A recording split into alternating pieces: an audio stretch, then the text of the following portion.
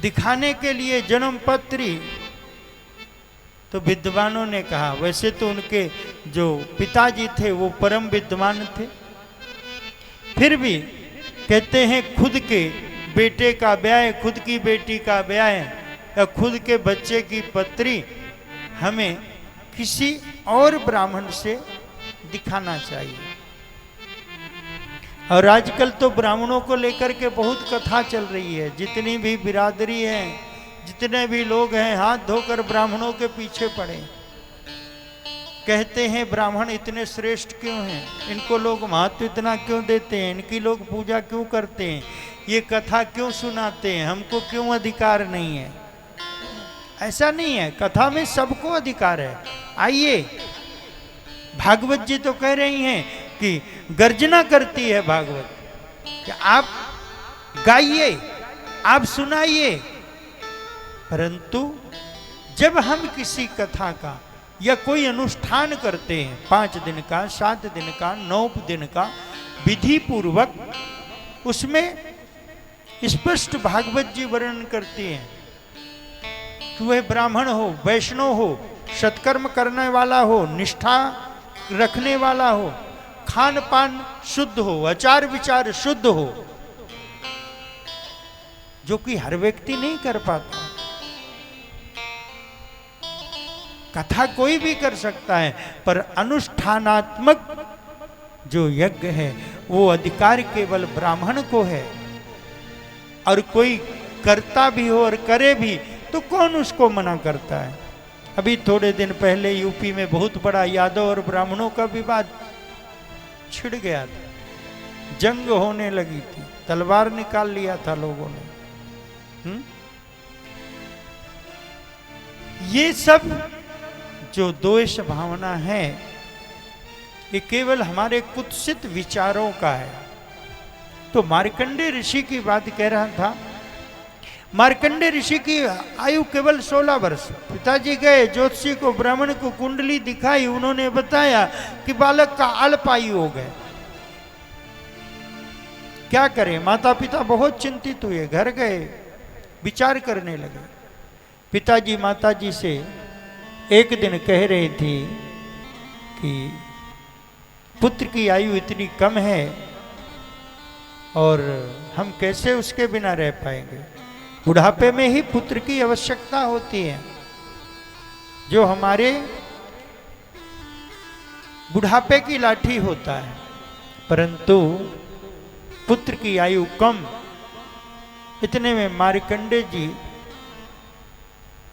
यह माता पिता को बात करते हुए सुन लिया, और जैसे सुना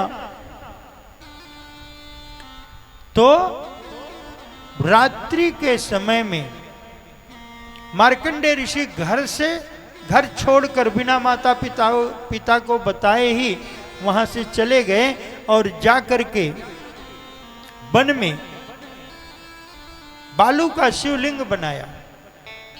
और बालू का शिवलिंग बनाकर जंगल से बेलपत्री, भांग, धतूरा, आक आदि सब एकत्रित किया। और एकत्रित करने के बाद भगवान शिव की विधि पूर्वक पूजा करी। पहले दिन नियमित फल फ्रूट जंगल से तोड़ करके लाए, उसका प्रसाद पाया। धीरे धीरे 1 सप्ताह व्यतीत हुआ भगवान शिव की आराधना करते हुए। दूसरे सप्ताह मार्कंडेय ऋषि ने क्या किया, पत्तियां खाने लग गए, फल भी बंद कर दिया। 1 सप्ताह पत्तियों को पा करके रहे। इससे आगे धीरे धीरे एक टाइम खाना किया, बंद। फिर अगले दिन से दूसरी मीटिंग भी बंद कर दिया। निराहार रहने लगे, पर जल पान करते थे। 1 दिन जल पी करके रहे, 2 दिन रहे, 3 दिन रहे। फिर 1 प्रहर, 1 टाइम जल पान करने लगे। कुछ समय व्यतीत किया, दोनों समय जल पीना बंद कर दिया, बिल्कुल निराहार हो गए। और भगवान शिव के महामृत्युंजय मंत्र का जाप करने लगे। ओम हं जुं सह ओम भूर्भुवः स्वः ओम। इस प्रकार से उन्होंने महामृत्युंजय मंत्र का जाप किया कि भगवान शिव प्रकट हो गए। प्रकट होकर के कहा कि पुत्र वरदान मांगो। जब आपकी तपस्या पूरी हो जाती है और भगवान आपके सामने आकर खड़े हो जाते हैं और आपसे कहते हैं मांगो, उस समय पहले तो आप कितना भी सोच लो, मैं घर भी मांग लूंगा, धन भी मांग लूंगा, पुत्र भी मांग लूंगा, परिवार भी मांग लूंगा, बच्चे भी मांग लूंगा, खानदान, नाती पोते परपोते सब कुछ मांग लूंगा।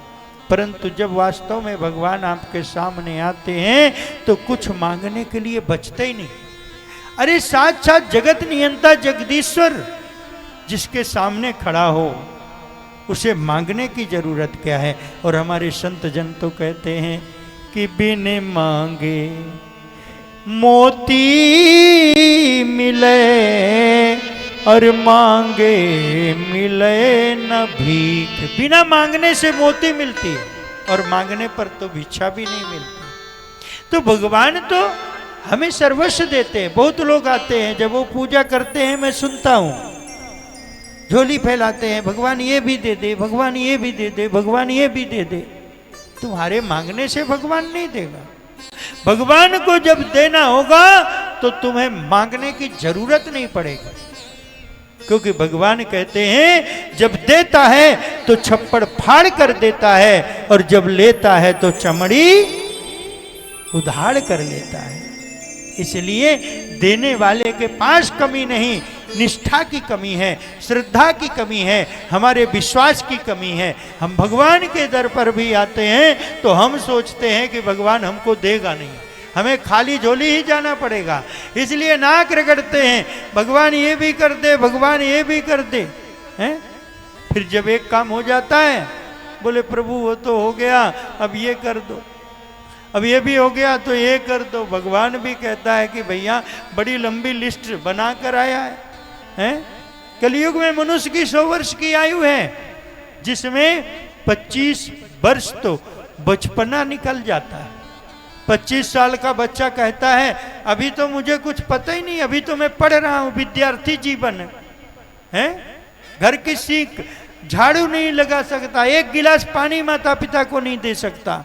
अगर बच्चे को कह दो आपकी बेटा बैंक चला जा और जे पैसे निकलवा लाना, उसे पता ही नहीं है, बैंक में अपने सारे काम कर लेगा पर आपके नहीं करेगा। क्यों? समझ होने के बाद भी न समझी क्यों है? क्योंकि हम जिम्मेदारी डालते ही नहीं। हम कह रहे अभी पढ़ रहा है, अरे भाई कब तक पढ़ेगा? आप अपनी सोचिए।